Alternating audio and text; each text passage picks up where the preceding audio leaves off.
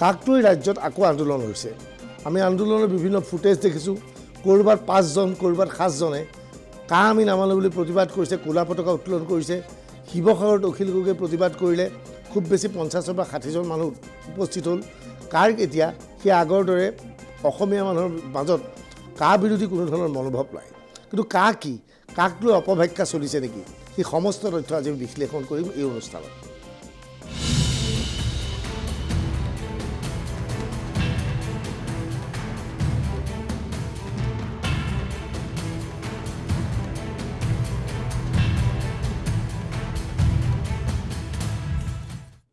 নাগৰিকত্ব সংশোধনী আইন সংক্ৰান্তত স্থিতি স্পষ্ট কৰিছে কেন্দ্ৰীয় গৃহমন্ত্ৰী অমিত শ্বাহে। সংবাদ প্ৰতিষ্ঠান ANIৰ সৈতে হোৱা সাক্ষাৎ প্ৰসংগত বহুবোৰ তথ্যই সদৰি কৰিছে অমিত শ্বাহে। অমিত শ্বাহক সোধা হৈছিল নিৰ্বাচনৰ আগে আগে কাৰ অধিসূচনা বা কাৰ নিয়মাৱলী ঘোষণা কৰাৰ উদ্দেশ্য কি আছিল। के लिए अभी लाने की क्या ज़रूरत थी? सारे जो विपक्ष के नेता हैं सब कह रहे हैं कि ये ठीक चुनाव के पहले नोटिफिकेशन लेके आए हैं। पहली बात तो CAA की ज़रूरत क्या थी और इसकी नोटिफिकेशन चुनाव के 2 या 3 महीने पहले। देखिए, मैं पहले टाइमिंग की बात करता हूँ जी। सारे विपक्षी दल, ओवैसी हो, राहुल गांधी जी हो या अरविंद केजरीवाल हो या ममता जी हो, ये झूठ की राजनीति कर रहे हैं। इसलिए टाइमिंग का महत्व नहीं है। भारतीय जनता पार्टी ने 2019 में अपने घोषणा पत्र में कहा है कि हम CAA लेकर आएंगे और पाकिस्तान, अफगानिस्तान और बांग्लादेश के जो शरणार्थी है उनको नागरिकता देंगे। तो भारतीय जनता पार्टी का एजेंडा बहुत स्पष्ट है और वो एजेंडे के आधार पर हमें बहुमत मिला है। 2019 में ही ये बिल संसद के दोनों सदनों ने पार कर दिया। उसके बाद कोविड के कारण थोड़ा लेट हुआ। अब टाइमिंग का क्या महत्व है? सरकार ने अपनी विल चुने जाने से पहले अभिव्यक्त कर दी है। चुनने के बाद फर्स्ट प्रायोरिटी में पहले ही साल में दोनों सदनों से इस कानून को मान्यता मिल गई है। रूल्स फॉर्मेलिटी है। अब टाइमिंग का या पॉलिटिकल गेन या लॉस का सवाल नहीं है। अब विपक्ष तुष्टीकरण की राजनीति कर कर, एपीसमेंट की पॉलिटिक्स कर कर वोट बैंक को कंसोलिडेट करना चाहता है। मैं उनको विनती करना चाहता हूं कि आप एक्सपोज हो चुके हो, ये मत करिए। पूरे देश की जनता जानती है कि CAA इस देश का कानून है और ये 4 साल में मैं कम से कम 41 बार बोला हूं कि ये होगा, चुनाव के पहले होगा। अब क्या मतलब है टाइमिंग का सवाल करने का? কেন্দ্ৰীয় গৃহমন্ত্ৰী অমিত শ্বাহে কয় কা আৰু NRCৰ মাজত কোনো ধৰণৰ সম্পৰ্ক নাই। কাৰ জৰিয়তে বহুতৰ নাম কৰ্তন কৰাৰ প্ৰয়াস কৰা হৈছে বুলি অপব্যাখ্যা চলাইছে বুলি মন্তব্য কৰিছে অমিত শ্বাহে। शाम में CAA लागू होगा या नहीं होगा और NRC और CAA ये इनका क्रॉसिंग है कि नहीं? देखिए, असम में जो NRC की ऑर्डर हुए है वो सुप्रीम कोर्ट ऑफ इंडिया की, इसका CAA से कोई लेन देन नहीं है। आसाम नहीं, देश के हर हिस्से में CAA लागू होगा। सिर्फ नॉर्थ ईस्ट के राज्य जहां पर 2 प्रकार के विशेषाधिकार उनको दिए गए हैं, वो विशेषाधिकार के तहत जो राज्य आते हैं उनको ही CAA नहीं होगा। एक इनर लाइन परमिट का प्रोविजन है और संविधान की 6ठी अनुसूची में शामिल जनजातीय क्षेत्र है। हाँ, वो जो 6 शेड्यूल में वो असम के कुछ जम्मू कश्मीर के कुछ इलाके, राजस्थान के कुछ इलाके, हिमाचल के कुछ इलाके आते हैं उसमें। वहाँ नहीं लागू होगा, बाकी सब जगह लागू होगा। पर সদৌ অসম ছাত্ৰ সন্থা অখিল গগৈকে ধৰি একাংশ নেতাই কৈ আছে যে কাক লৈ পেলাই যিহেতু উচ্চতম ন্যায়ালয়ত এটা গোচৰ চলি আছে, গোচৰ চলি থকাৰ অৱস্থাতে কাৰ নিয়মাৱলী ঘোষণা কৰাটো উচিত হোৱা নাছিল। আজি এই প্ৰশ্ন সোধা হৈছিল অমিত শ্বাহক। मुफ्ती कहती हैं कि ये सुप्रीम कोर्ट में जो है उसकी सुनवाई अभी बाकी है, तो इतनी जल्दबाजी क्यों? देखिए, हर कानून को कोई सुप्रीम कोर्ट में स्टे करेगा तो कानून का इम्प्लीमेंटेशन नहीं होगा।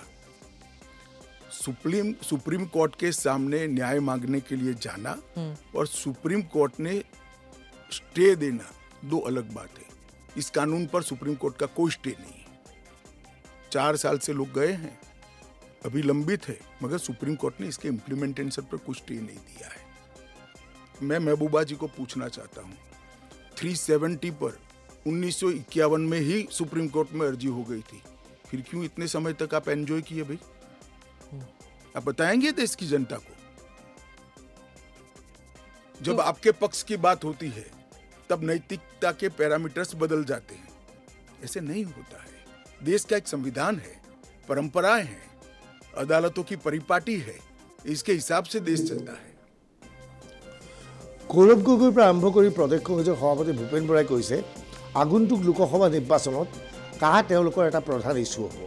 কোৱা হৈছে যে দিল্লীত কংগ্ৰেছৰ নেতৃত্বত চৰকাৰ গঠন হ'লে কাহ প্ৰত্যাহাৰ কৰা হ'ব। আজি এই প্ৰশ্ন সোধা হৈছিল অমিত শ্বাহক। অমিত শ্বাহৰ উত্তৰ কি আছিল শুনি লওক। जयराम रमेश कांग्रेस के नेता ने कहा है कि ये अनकॉन्स्टिट्यूशनल है। शशि थरूर कहते हैं कि अगर कांग्रेस जीत जाती है इलेक्शन या इंडिया अलायंस जीत जाती है तो ये सीएए को रिपील कर दिया जाएगा। क्या कहेंगे आप? देखिए, उनको भी मालूम है कि इंडिया अलायंस सत्ता में नहीं आना है।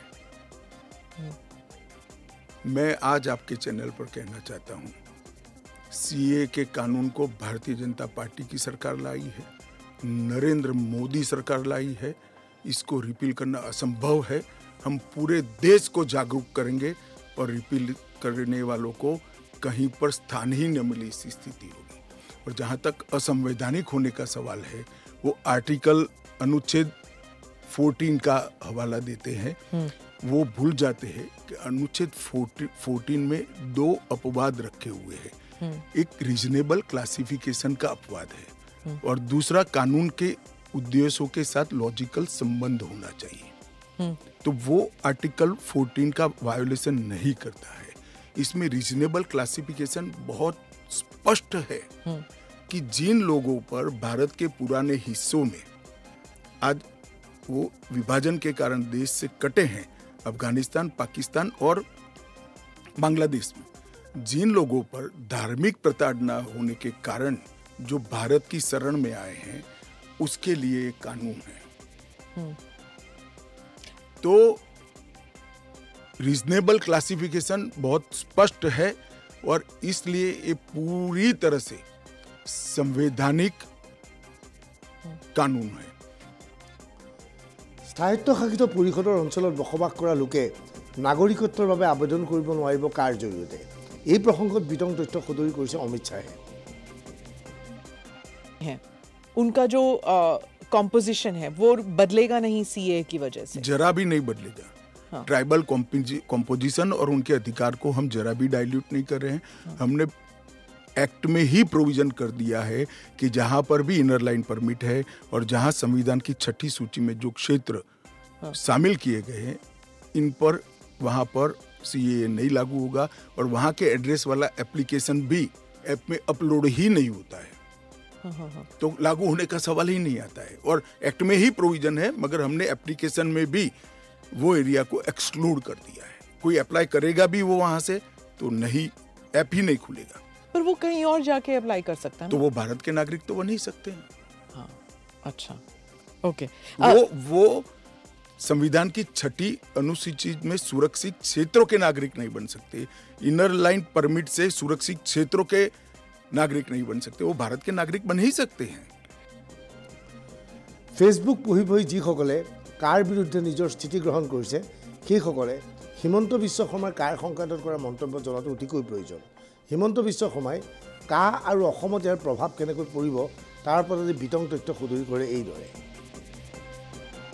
5জন শ্বহীদৰ মৃত্যুৰ উত্তৰ বহুত মানুহে দিব লাগিব আফটাৰ 45 ডেজ। ইলেকশ্যনৰ আগদিনাখন হিচাপ কৰিলেই হ'ল অসমত কিমানে আবেদন দিছে। বহুতে কৈছে না যে ভোটৰ আগত আমি চাম। তো এইটোতো এটা খোলা কিতাপ হৈ গ'ল, কোনেওতো আৱেগিক কৰিব নোৱাৰে। কালি 17জন মানুহে গুজৰাটত চিটিজেনশ্বিপ পালে।